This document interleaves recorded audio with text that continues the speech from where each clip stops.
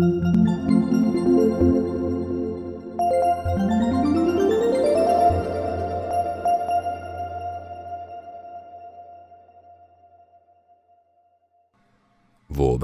гавран.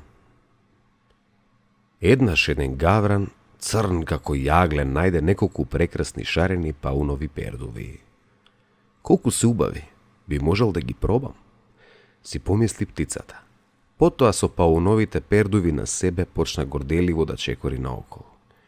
Тој дури почна да верува дека неговото место веќе не е меѓу гавраните, туку меѓу пауните. И така, по неколку дена тој го напушти јатото за да им се придружи на птиците за кои веруваше дека треба да се неговите нови придружници.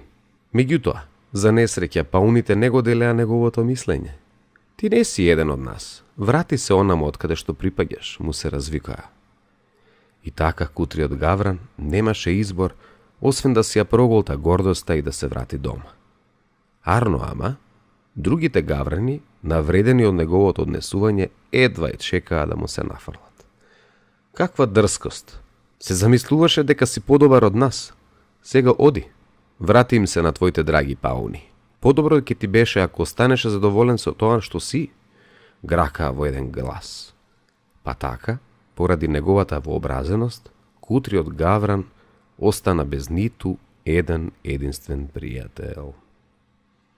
Кликнете лайк и subscribe за да чуете повеќе приказни, а во коментарот напишете Што ставил гавранот на себе? или која приказна сакате да ја чуете следна.